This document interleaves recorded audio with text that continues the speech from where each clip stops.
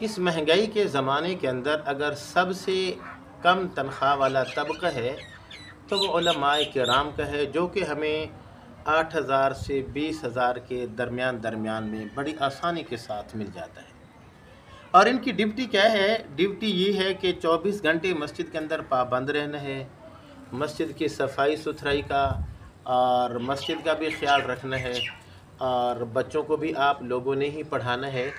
اگر علاقے کے اندر کوئی غمی خوشی ہو جاتی ہے تو پھر بھی 3 دن تک آپ لوگوں نے اپنی حاضری کو یقینی بنانا ہے۔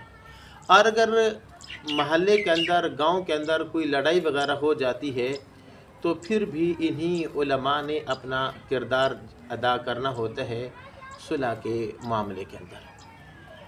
ڈپٹیاں تو بہت زیادہ ہیں، لیکن یہ لوگ پھر بھی کم تنخواہ کے اندر اپنے بڑے خلوص کے ساتھ اور بڑی تندخوئی کے ساتھ یہ اپنی ڈیوٹی سر انجام دیتے ہیں۔ لیکن بڑے افسوس کے ساتھ میں یہ بات کہہ رہا ہوں کہ پھر بھی ہمارے معاشرے کے اندر ان علماء کی عزت نہیں کی جاتی۔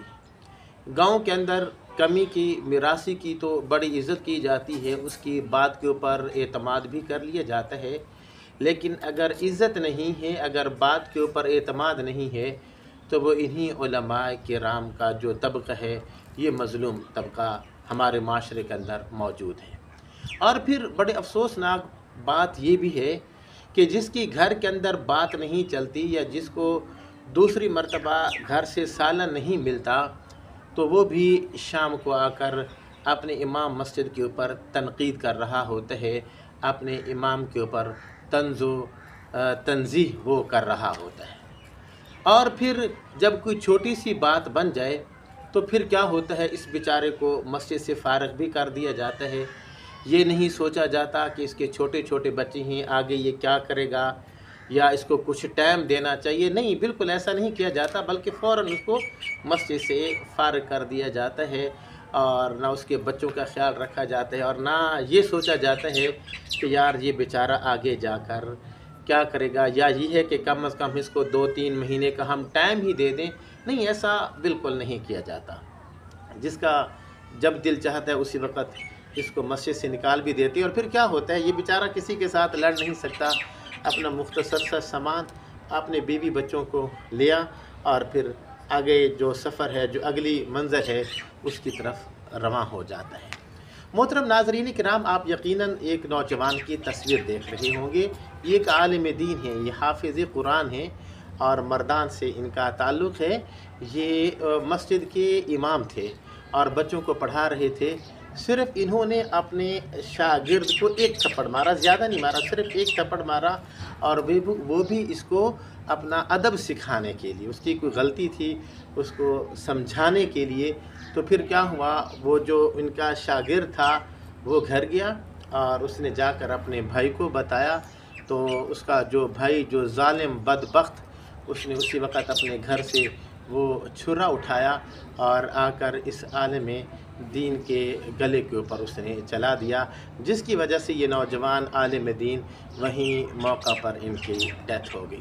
محترم ناظرین کرام، یقین جانیے، جب یہ سوشل میڈیا کے تھرو جب میں نے یہ خبر پڑھی تو مجھے بہت زیادہ افسوس ہوا۔ یاد رکھیے، وہ قوم کبھی فلاح نہیں پا سکتی، وہ قوم کبھی کامیاب نہیں ہو سکتی جو کہ اپنے امام مسجد کا، جو کہ عالم دین کا احترام اور اس کی عزت اور اس کی جو وہ قدر نہیں کرتی۔